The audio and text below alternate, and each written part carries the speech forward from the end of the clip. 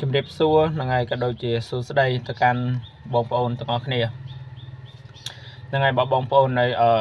ចង់តវ៉ាតស៊ូមតិជាមួយខ្ញុំថ្ងៃអាចចុចចូល ក្រុម Telegram ខាងលើ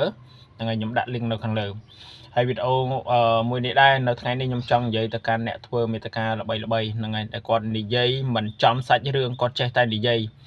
មានអ្នកខ្លះនិយាយទាំងភ័យអ្នកខ្លះនិយាយមិនហ៊ានបញ្ចេញមុខទេចេញតែដៃហ្នឹងហើយណាអ្នកណានិយាយដឹងខ្លួនឯងហើយហ្នឹងហើយហេតុកុំថាខ្ញុំចង់កុំថាខ្ញុំចង់ល្បីអត់ទេខ្ញុំអត់មានចង់ល្បីជាមួយនឹងឯងអីទេខ្ញុំនិយាយខ្ញុំតស៊ូមតិព្រោះឯងនិយាយប្រឡប់មហាជនហ្នឹងហើយឲ្យគេយល់ច្រឡំមកកាន់ពួកខ្ញុំហ្នឹងហើយសាច់រឿងដែលពួកយើងចង់តវ៉ានេះណាមិនមែនយើងប្រៀបធៀបតែខ្លួនយើងល្អជាងគេទេហើយយើងមិនបាន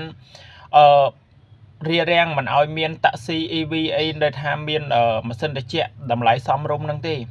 ប៉ុន្តែដែលយើងទាមទារគឺទាមទារសិទ្ធិជាម្ចាស់អាជីវកម្មមួយហ្នឹងបងប្អូននិយាយឲ្យត្រូវសាច់រឿងសូមនិយាយឲ្យត្រូវកុំនិយាយបំភ្លៃសាច់រឿងយើងទាមទារអញ្ចឹងតើហើយយើងអត់សឹងថាមិនបាច់និយាយផងពីព្រោះអីក្រសួងសាធារណការគាត់ចាត់វិធានការឲ្យគាត់ផ្អាកដំណើរការបោះឡានតាក់ស៊ីមួយហ្នឹងឲ្យប៉ុន្តែក្រុមហ៊ុនមួយហ្នឹងអាចនឹងថា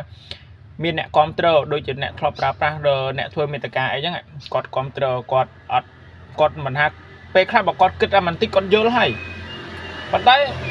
ណាស់តែពួកគាត់ធ្វើអត់យល់ទេហ្នឹងហើយខ្ញុំគិតថាអញ្ចឹងមានឡានតាក់ស៊ីវាល្អហើយប្រសិនណាតាក់ស៊ីនឹងជារបស់ប្រជាពលរដ្ឋខ្លួនឯងហ្នឹងហើយរកស៊ីដល់ខ្លួនឯងធ្វើអាជីវកម្មដល់ខ្លួនឯងមិនមែនឲ្យក្រុមហ៊ុនមកបើកអេបឲ្យមានមធ្យោបាយដឹកអ្នកដំណើរដោយខ្លួនឯងចឹងទេអញ្ចឹងឲ្យមិនមែនបង្កើតការងារទេគេហៅថាលួច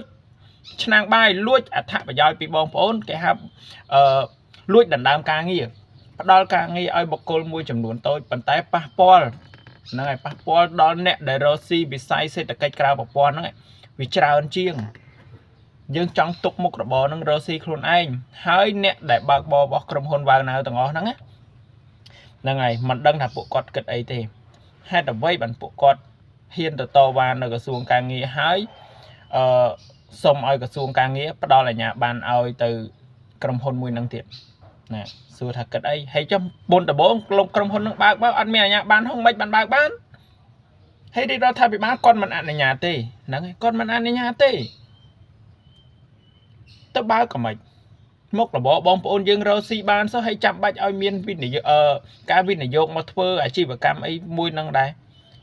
ទេបើថាធ្វើឡានធ្វើយន្តហោះអីទៅយើងមិនថាទេព្រោះយើងធ្វើអត់កើត